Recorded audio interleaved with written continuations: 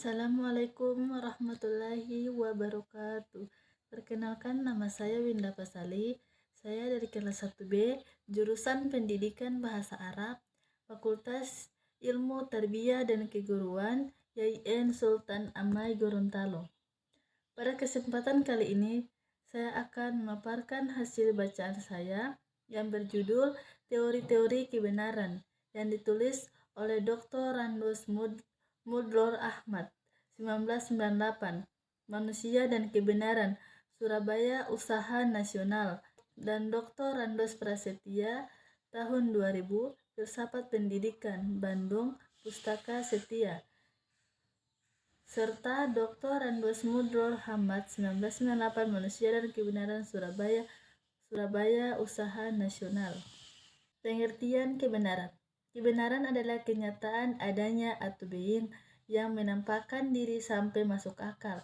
Pengalaman tentang kebenaran itu dialami akal si pengenal dalam kesamaannya dengan kenyataan adanya yang menampakkan diri padanya. Karena kesamaan itu memang dicari dan dikejar, namun belum tercapai, maka menurut pengalaman manusia si pengenal, kebenaran itu tanpa hentinya mewujudkan diri sambil ditentukan dari luar tanpa pernah mencapai kesamaan sempurna. Benar menyatakan kualitas, keadaan, atau sifat benarnya sesuatu. Sesuatu itu bisa berupa pengetahuan atau pemikiran atau pengalaman serta perbuatan. Jadi, benar adalah suatu pengertian abstrak, suatu pengertian yang ada dasarnya, tak dapat ditangkap oleh indera insani, meskipun seandainya indera ini diberi kekuatan tak terbatas.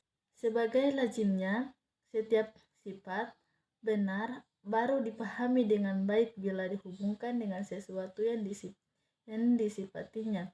Akan tetapi, benar bisa juga berarti sesuatu yang benar itu sendiri.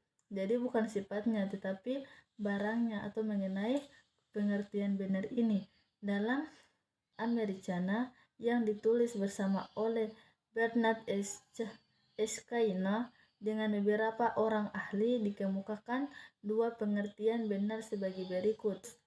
Truth is the quality of being true, and I think that is the truth. Jadi menurut buku ini, benar mempunyai dua pengertian seperti yang tersebut di atas. Adapun kebenaran mutlak pada pembahasan di sini dimaksudkan sebagai sesuatu yang benar itu sendiri, atau pengertian kedua sebagai pengertian yang konkret. Jika kebenaran mutlak dimaksud sebagai pengertian abstrak, maka selamanya kebenaran ini tak akan dapat dicapai, karena ia hanya ada dalam pengertian kata formal, bukan dalam pengertian zat atau material. Karena itu, sebutan kebenaran mutlak dimaksud sebagai keadaan sebenarnya dari sesuatu, zat yang sebenarnya dari objek. Bila orang mendengar kata benar, secepat kilat dalam pikirannya akan salah sebagai lawannya. Itu adalah hal yang wajar, akan tetapi tidak selamanya lawan benar itu salah. Benar bisa berarti lain, yaitu lempang atau lawan sesat, baik atau lawan jahat, bagus atau lawan jelek, tepat atau lawan keliru, dan seterusnya. Peralihan pengertian benar kepada hal yang lain ini bergantung kepada jenis nilai yang mana diberikan kepada sesuatu yang berpredikat benar. Selanjutnya, teori-teori kebenaran. Rumusan substansi tentang apa itu kebenaran.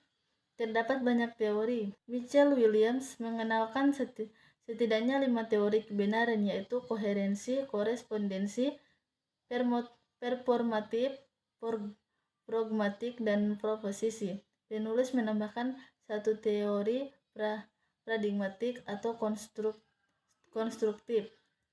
Yang pertama, kebenaran proposif. Suatu kebenaran dapat diperoleh bila proposisi-proposisinya benar. Dalam logika Aristoteles, proposisi benar adalah bila sesuai dengan persyaratan formal suatu posisi. Dalam logika proposisi yang lain, proposisi yang benar tidak dilihat dari benar formalnya, melainkan dilihat pada benar materialnya. Proposisi tidak lain adalah suatu pernyataan yang berisi banyak kompleks. Pernyataan itu merentang dari yang objektif, individual, sampai yang objektif. Persyaratan kebenarannya suatu proposisi dapat kita dasarkan pada model logika Aristoteles yang mendasarkan pada syarat formal yang deduktif, sedangkan model logika tradisional kuno lainnya adalah logika matematik deduktif material kategorik dari Euclides. Disebut logika material karena kebenaran disebutkan atas bukti materi. Konstruk proposisinya menggunakan berpikir sistematisasi deduktif dengan aksioma dan teorem. 2. Kebenaran korespondensi. Berpikir benar korespondensial adalah berpikir tentang terbuktinya sesuatu hal. Korespondensi relevan dibuktikan adanya kejadian sejalan tahu berlawanan arah antara fakta dengan fakta yang diharapkan, atau positisme. Yang ketiga, kebenaran koherensi. Sesuatu koherensi dengan sesuatu yang lain. Berarti ada kesesuaian atau keharmonisan dengan sesuatu yang memiliki hierarki lebih tinggi. Yang memiliki hierarki lebih tinggi dari sesuatu unsur tersebut dapat berupa skema, sistem, atau nilai koherensi tersebut. Mungkin saja tetap pada dataran sensual nasional, tetapi mungkin pula menjangkau dataran transenden. 4. Kebenaran struktural paradigmatik. Konsep paradigmatik dikembangkan dari banyak ahli, antara lain Thomas Kuhn. Kuhn menyampaikan konsep rekonstruksi.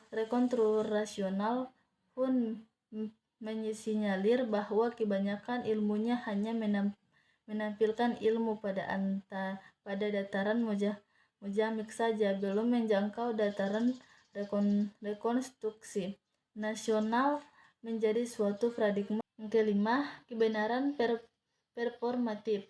Ketika pemikiran manusia menyatukan segalanya dalam tampilan aktual dan menyatukan segalanya dalam tampilan aktual dan menyatukan apapun yang ada di baliknya, baik yang praktis, yang teoretik, maupun yang filosofis. Orang mengetengahkan kebenaran tampilan aktual yang disebut dengan benaran performatif. Tokoh penganut ini antara lain Strauss 1950 dan Goethe 1960. Sesuatu sebagai benar bila memang dapat diaktualkan dalam tindakan. Yang keenam, kebenaran pragmatif. Perintis teori ini adalah Charles Experience, yang ditambahkan lebih lanjut oleh pragmatis William James dan John Dewey. Yang benar adalah yang konkret, yang individual, dan yang spesifik. Demikian James Dewey lebih lanjut menyatakan bahwa kebenaran merupakan korespondensi antara ide dan fakta. Dari arti korespondensi menurut Dewey adalah kegunaan yang praktis. Selanjutnya, macam-macam kebenaran. Kebenaran bermacam-macam tergantung dari sudut mana orang berpijak untuk membaginya. Dipandang dari segi perantara untuk mendapatkannya, kebenaran dibagi dalam: yang pertama, kebenaran indrawi atau empiris yang ditemui dalam pengamatan pengalaman. Yang kedua, kebenaran ilmiah atau rasional yang lewat konsepsi akal. Yang ketiga, kebenaran filosofis yang dicapai dengan perenungan atau murni. Yang keempat, kebenaran religius yang diterima melalui wahyu ilahi dan dilihat dari segi kekuasaan. Untuk menekan orang menerimanya, kebenaran dibagi dua: kebenaran subjektif yang hanya diterima oleh subjek pengamat sendiri, dan kebenaran objektif yang diakui tidak hanya oleh subjek pengamat tetapi juga oleh subjek-subjek yang lain. Dan dari segi luas berlakunya, kebenaran dibagi menjadi: yang pertama, kebenaran individual yang berlaku bagi perorangan, dan kebenaran universal yang berlaku bagi semua orang. Dari segi kualitasnya, kebenaran dibagi dalam pertama, kebenaran dasar, yaitu kebenaran yang paling rendah atau minim. Kedua, kebenaran nisbi, yaitu kebenaran yang satu atau beberapa tingkat di atas kebenaran dasar, namun belum sempurna atau relatif. Ketiga, kebenaran mutlak, yaitu kebenaran yang sempurna, yang sejati, yang hakiki atau absolut. Selanjutnya, tingkat kebenaran. Ada beberapa wujud kebenaran dan wujud ini berbeda-beda tingkatnya. Perbedaan tingkat ini terutama ditentukan oleh potensi subjek yang menyadari atau menangkap kebenaran itu, baik panca indera maupun rasio. Bahkan juga budi nurani manusia adalah potensi subjek yang menangkap dan menghayati kebenaran itu.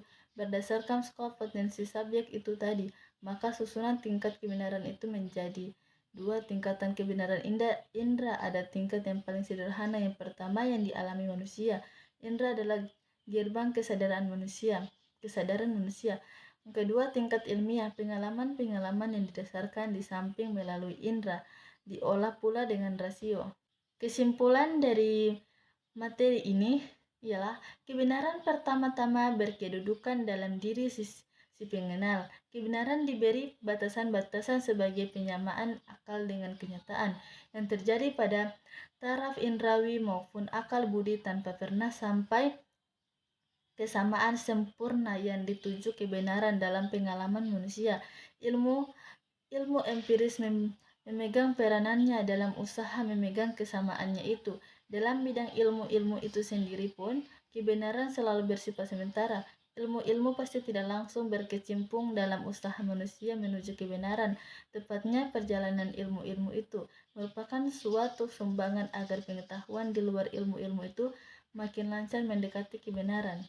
Demikianlah pemaparan tentang teori-teori kebenaran. Mohon maaf apabila terdapat kesalahan dalam penuturan kata. Saya Winda Pasali, mahasiswi jurusan Pendidikan Bahasa Arab, Fakultas Ilmu Tarbiyah dan Keguruan, YIN Sultan Amai Gorontalo, mengucapkan terima kasih. Wassalamualaikum warahmatullahi wabarakatuh.